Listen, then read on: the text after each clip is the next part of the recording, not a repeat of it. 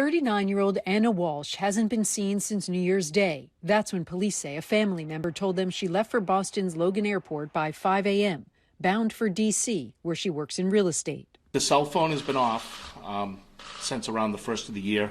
Detectives are working the electronic forensics, debit cards, credit cards, and none of these things have been active since the first of the year. Police say both her husband and her employer reported her missing on Wednesday, January 4th. They say there is no record of her on a flight to D.C. on any airline, and it's unclear if she ever took a rideshare. Searches of the woods and surrounding areas near their home turned up nothing. She would not, by her own choice, go a day without speaking to her husband or children. That's very out of character. Days after her disappearance, a bizarre twist. Police now say her husband, who they thought had been cooperating, misled investigators. 2 law enforcement sources briefed on the investigation tell CNN's John Miller that investigators discovered Brian Walshe did internet searches looking for how to dispose of a 115-pound woman's body and how to dismember a body.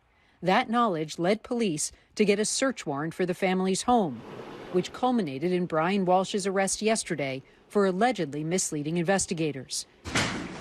At his arraignment in court this morning, he pleaded not guilty, but prosecutors shared disturbing details about evidence they say police found during the search of the couple's home. During that time, they found blood in the basement. Blood was found in the basement area, as well as a knife, which also contained some blood.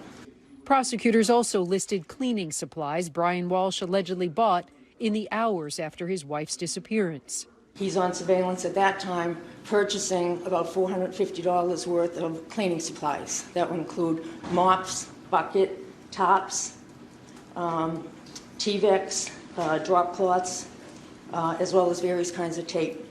According to court documents, Brian Walshe had said he was running errands for his mother on the afternoon of January 1st.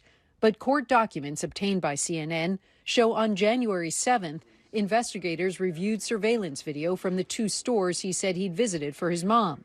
Police say they did not see him on the video and found no evidence he went to those stores. Brian, what do you want the public to know about this case? His whereabouts that day are important, given that's the day his wife disappeared.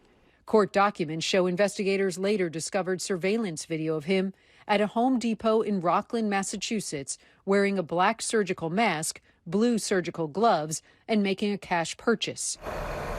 Court records show investigators believe Brian Walshe tried to mislead investigators and purposely gave them false information so they would travel far away in an attempt to corroborate his story.